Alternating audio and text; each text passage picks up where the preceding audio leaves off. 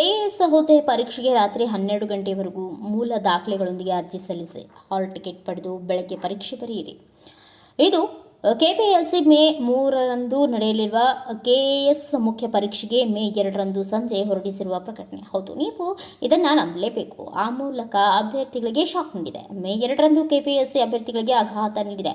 ಮೇ 3ರಂದು ನಡೆಯಲಿರುವ KAS gazetted probationary ಮುಖ್ಯ ಪರೀಕ್ಷೆಯನ್ನು ತೆಗೆದುಕೊಳ್ಳಲು ಹೈಕೋರ್ಟ್ ಅನುಮತಿ ನೀಡಿದೆ. ಕಳೆದ ಡಿಸೆಂಬರ್ನಲ್ಲಿ ನಡೆದಿದ್ದ ಇದೇ ಗೆಜೆಟೆಡ್ ಪ್ರೊಬೇಷನರಿ ಹುದ್ದೆಗಳ ಪೂರ್ವಭಾವಿ ಪರೀಕ್ಷೆಯಲ್ಲಿ ಪ್ರಶ್ನೆ ಪತ್ರಿಕೆಗಳ ಭಾಷಾಂತರ ಗೊಂದಲದಿಂದಾಗಿ ಮುಖ್ಯ ಪರೀಕ್ಷೆಗೆ ಅರ್ಹತೆ ಪಡೆದವರ ನೇರವಾಗಿ ಬಂದಿದ್ದ ಹೈಕೋರ್ಟ್ ಸುಮಾರು 120 ಅಭ್ಯರ್ಥಿಗಳಿಗೆ ಮುಖ್ಯ ಪರೀಕ್ಷೆ ಬರೆಯಲು ಅನುಮತಿ ನೀಡಿದೆ. ಹೈಕೋರ್ಟ್ ಆದೇಶವನ್ನು ಸ್ವಾಗತಿಸಿದ ಕೆಪಿಎಸ್ಸಿ ಈ ಅಭ್ಯರ್ಥಿಗಳಿಂದ ಅರ್ಜಿ ಸ್ವೀಕರಿಸಿ ಮೇ 2ರಂದೇ ಅಭ್ಯರ್ಥಿಗಳಿಗೆ ಹಾಲ್ ಟಿಕೆಟ್ ನೀಡುವುದಾಗಿ ಇತ್ತೀಚೆಗೆ ಪ್ರಕಟಿಸಿತ್ತು.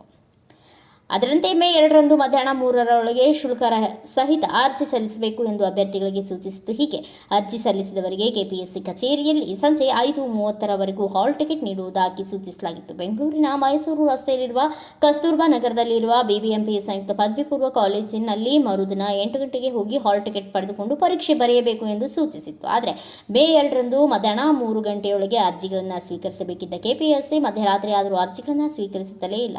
ರಾತ್ರಿ ವೇಳೆಗೆ ತನ್ನ ಅಧಿಕೃತ ವೆಬ್ಸೈಟ್ನಲ್ಲಿ ಪ್ರಕಟಣೆಯೊಂದನ್ನು ಹೊರಡಿಸಿದೆ.